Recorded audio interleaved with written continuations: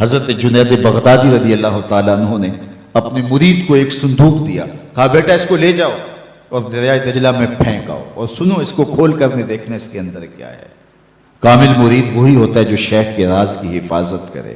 مرید نے صندوق اٹھایا اور دجلہ کنارے پہنچا، جب صندوق پھینکا تو کیا دیکھا کہ پانی نے آغوش پھیلا لی اور راستہ دے دیا، اپنی آغوش میں صندوق کو ادب سے سمیٹ لیا۔ بڑا عجیب منظر دیکھا کہ صندوق پھینکا تو پانی کھل گیا، تو واپس آیا اور شیخ سے کہا حضرت یہ منظر میری آنکھیں نہ دیکھتی تو کبھی سوال نہ کرتا، اب مجھے تسکین نہیں آئے گی جب تک آپ بتائیں گے نہیں، مجھے بتایا جب صندوق میں تھا کیا جس کے لیے پانی نے بھی راہیں چھوڑ دی۔ تو فرمایا بیٹا تم نے منظر ہی ایسا دیکھا ہے، اگر میں راز سے پردہ نہیں اٹھاؤں گا تو تمہیں قرار نہیں ملے گا۔ سنو، میں نے 12 سال کی محنت شاقہ سے تصوف کے اسرار و رموز پر ایک کتاب لکھی اور پھر 12 سال اس کی نوک پلک سوارتا رہا کہ اس کا کوئی جملہ شریعت کے مزاج سے متصادم نہ ہو، شریعت کے مزاج سے ہٹ کر نہ ہو۔ 12 سال کتاب لکھتا رہا، پھر 12 سال اس کتاب کو دیکھتا رہا کوئی ایک حرف بھی، ایک جملہ بھی شریعت بیضا کی مخالفت میں نہ ہو۔ حضرت سیدنا عمر رضی اللہ تعالی عنہ کا ایک قول ہے، اور مبلغین کے لیے، علماء کے لیے، پیران طریقت کے لیے اس میں بہت روشنی ہے۔ آپ فرمائے یہ نہ دیکھو کہ تمہاری وجہ سے کتنے لوگ ہدایت پہ آئے، یہ دیکھو تمہاری وجہ سے کوئی گمراہ تو نہیں ہوا۔ ڈاکٹر یہ نہ دیکھے کہ اتنے لوگ میرے ہاسپٹل سے شفا پا کے گئے ہیں، یہ دیکھے کہ میری غلط دعائی سے کوئی مریض مر تو نہیں گیا۔ تو کہا میں نے 12 سال محنت کی ہے کہ اس کتاب کی نوک پلک سوارتا رہا، کوئی جملہ شریعت کے مزاج سے ہٹ کرنا ہو۔ 24 سال بیت گئے، اللہ اکبر۔ پھر 12 سال سوچتا رہا اس کتاب کو لوگوں تک پہنچاؤں کہ نہ پہنچاؤں۔ 12 سال اس سوچ میں گزر گئے۔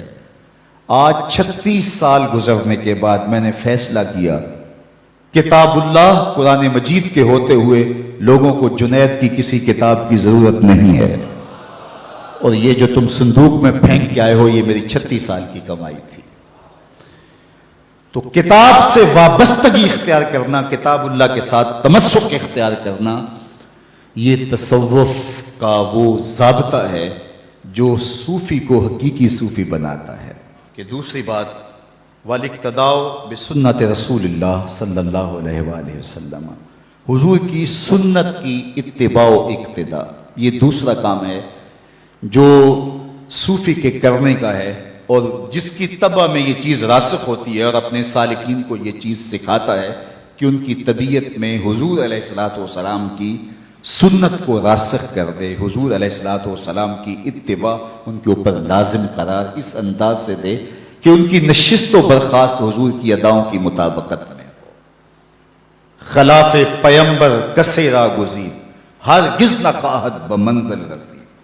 سادی بولتے ہیں کہ کبھی سوچے بھی نہ کوئی کہ حضور کے راستے سے ہٹ کے منزل نصیب ہو جائے اس کو، بلکہ آگے کہا مپندار سادی کے راہ صفا، تواں رفت جز بر پے مصطفیٰ۔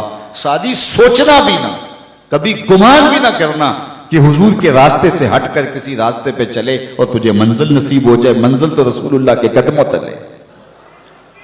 تو اس لیے منزل تک پہنچنے کے لیے حضور علیہ الصلوۃ والسلام کی اتباع کرنا ہوگی، اور یہ صوفی کے مزاج میں چیز راسخ ہو تو اس کا تصوف حقیقی تصوف ہے، اور وہ حقیقی رنگ کے اندر آگے بڑھا۔